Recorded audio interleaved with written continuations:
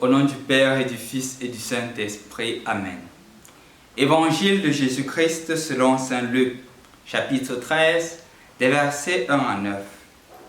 Un jour, des gens vinrent reporter à Jésus l'affaire des Galiléens que Pilate avait fait massacrer pendant qu'il offrait un sacrifice.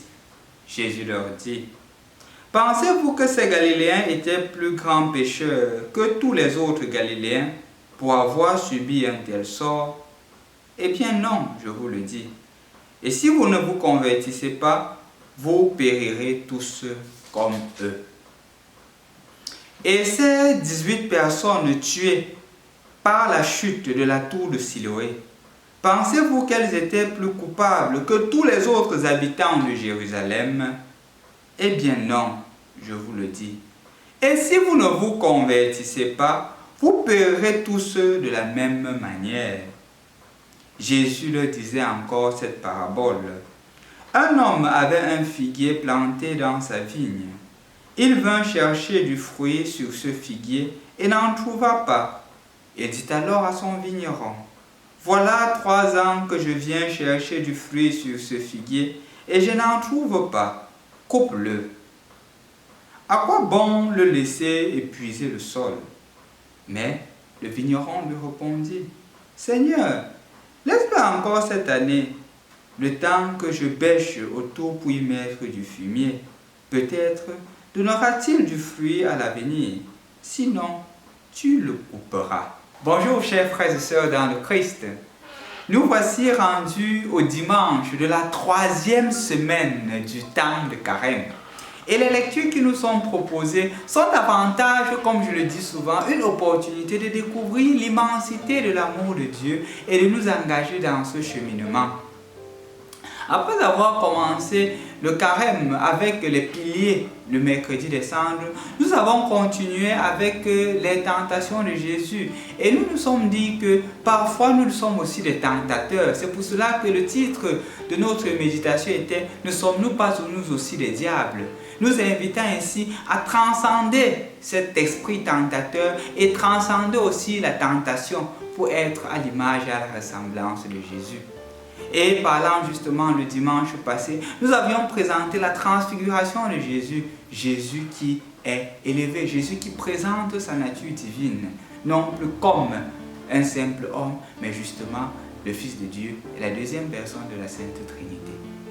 Aujourd'hui encore, on nous parle d'un phénomène assez étrange, c'est la mort.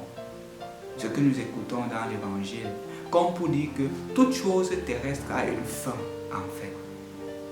Et en effet, on vient présenter à Jésus un phénomène assez étrange qui nous arrive bien souvent. On nous présente des Galiléens qui ont été tués, massacrés pendant qu'ils offraient des sacrifices.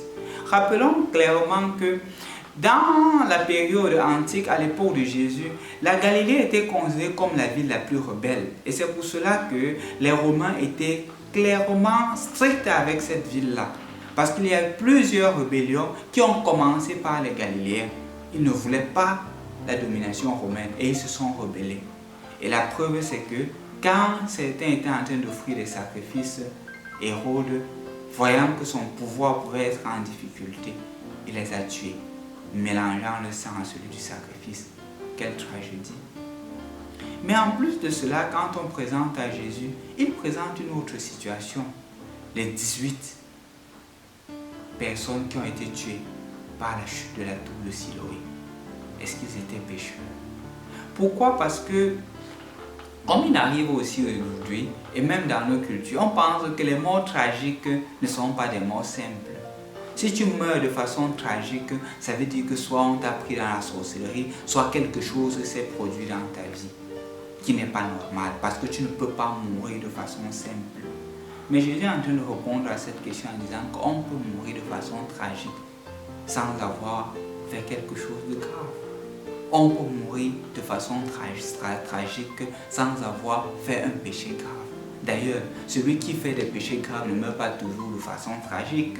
Et on pourrait le constater. Il y a des personnes qui font beaucoup de mal et meurent de façon paisible. Donc on ne peut pas se limiter à cela pour conclure que ceux qui meurent de façon tragique ont des conséquences graves. C'est parce qu'ils ont péché, c'est parce qu'on les a pris dans la sorcellerie. Non, il n'en est rien de tout cela. C'est ce que le Seigneur veut te faire comprendre aujourd'hui. Peut-être toi, tu as quelqu'un qui est mort de façon tragique. Une personne, elle est morte de façon tragique.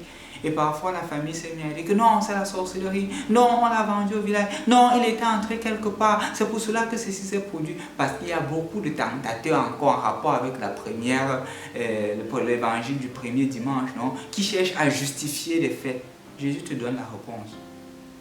Si tu as un frère qui est mort de façon tragique, ne crois pas toujours que c'est parce qu'il était dans la sorcellerie, c'est parce qu'on l'a pris dans la sorcellerie, c'est parce qu'il y a ceci dans la famille. Non, il n'y a pas cela. Maintenant, je t'explique alors ce qui s'est passé, ou du moins, quelle est la vision de Jésus. Jésus est en train de faire comprendre une chose, c'est que la mort, elle est certaine. Qu'elle soit tragique ou pas tragique, elle est certaine. Mais comment est-ce que toi, tu te prépares à ce face-à-face avec Dieu? Parce qu'on va mourir, comme on dit souvent, d'une mort certaine. Mais il faudrait aussi une vie certaine, dans la mesure où que notre vie sur terre soit significative. Qu'elle ne soit pas là comme un vent qui passe et elle n'a pas de sens. Parce que malheureusement, parfois, on vit à la volée. Le Seigneur nous demande d'être conscient de chaque instant que je vis. Est-ce que je prends au sérieux ma relation avec le Seigneur?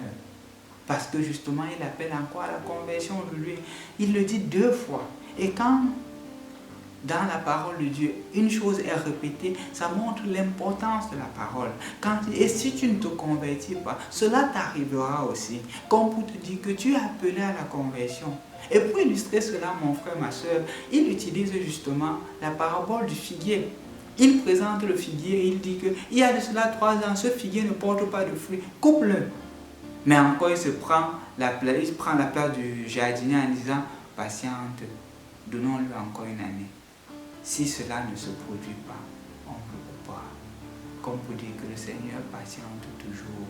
Patiente que tu te convertisses. Le Seigneur est patient. Il voudrait que tu te convertisses. Mais, malheureusement, il ne faut pas tomber dans ce qu'on appelle la procrastination. La procrastination, c'est le fait de mettre à demain ce que tu peux faire aujourd'hui.